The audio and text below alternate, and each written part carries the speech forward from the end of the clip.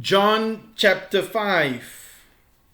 Some time later, Jesus went up to Jerusalem for the feast of the Jews.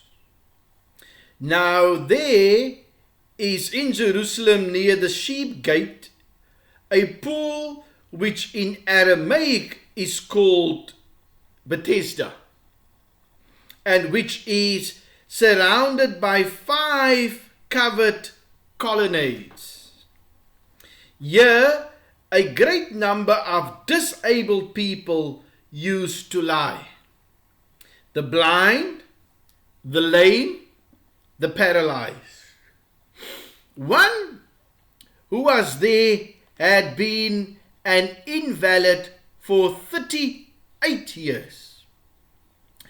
When Jesus saw him lying there and learned that he had been in this condition for a long time, he asked him, "Do you want to get well?" "Sir," the invalid replied, "I have no one to help me into the pool when the water is stirred. While I am trying to get in, someone else goes down ahead of me." Then Jesus said to him, "Get up, pick up your mat and walk." At once the man was cured. He picked up his mat and walked. The day on which this took place was a Sabbath. And so the Jews said to the man who had been healed, "It is the Sabbath. The law forbids you to carry your mat."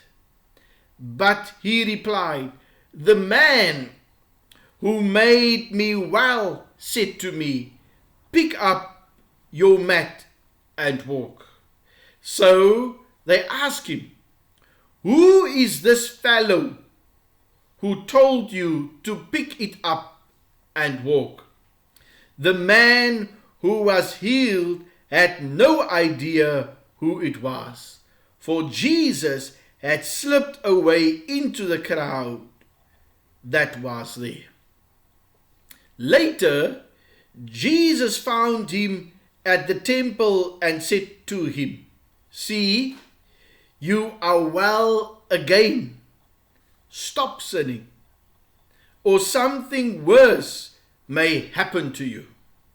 The man went away and told the Jews that it was Jesus who had made him well.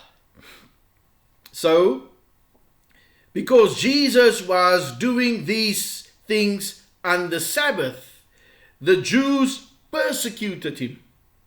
Jesus said to them, "My Father is always at his work to this very day, and I too am working."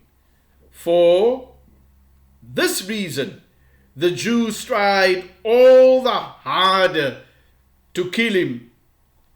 Not only was he breaking the Sabbath, but he was even calling God his own Father, making himself equal with God. Jesus gave them this answer, "I tell you the truth.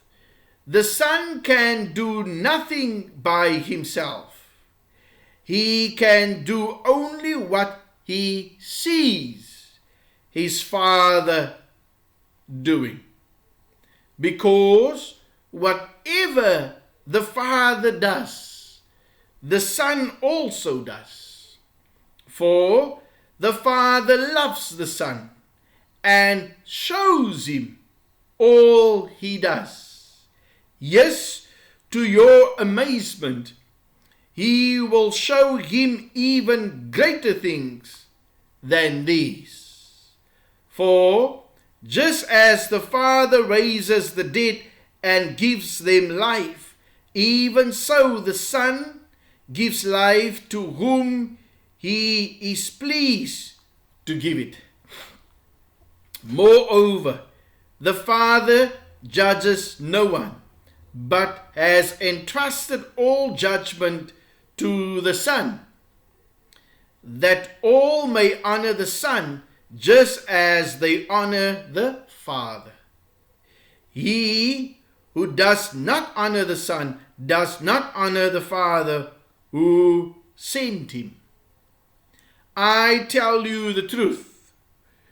Whoever hears my word and believes him who sent me has eternal life and will not be condemned. He has crossed over from death to life. I tell you the truth, a time is coming and has now come when the dead will hear the voice of the Son of God, and those who hear will live. For as the Father has life in himself, so he has granted the Son to have life in himself. And he has given him authority to judge because he is the Son of Man. Do not be amazed at this, for a time is coming when all who are in their graves will hear his voice and come out. Those who have done good will rise to live, and those who have done evil will rise to be condemned.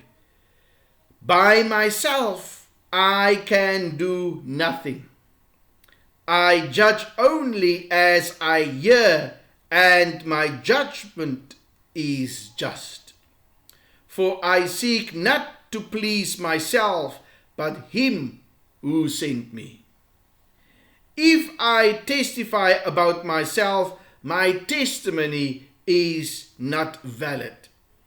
There is another who testifies in my favor, and I know that his testimony about me is valid. You have sent to John, and he has testified to the truth.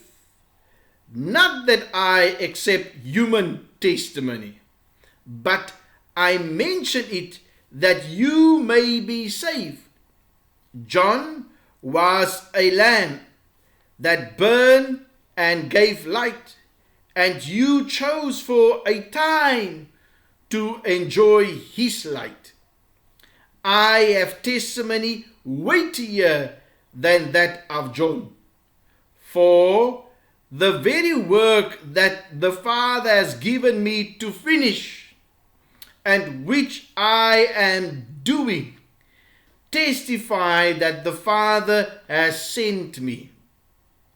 And the Father who sent me has himself testified concerning me. You have never heard his voice, nor seen his form, nor does his word dwell in you. For you do not believe the one he sent. You diligently study the scriptures because you think that by them you possess eternal life. These are the scriptures that testify about me. Yet you refuse to come to me to have life. I do not accept praise from men, but I know you. I know that you do not have the love of God in your hearts. I have come in my Father's name, and you do not accept me. But if someone else comes in his own name, you will accept him. How can you believe if you accept praise from one another? Yet make no effort to obtain the praise that comes from the only God. But do not think I will accuse you before the Father. Your accuser is Moses, on whom your hopes are set. If you believed Moses, you would believe me, for he wrote about me. But since you do not believe what he wrote, how are you going to believe what I say?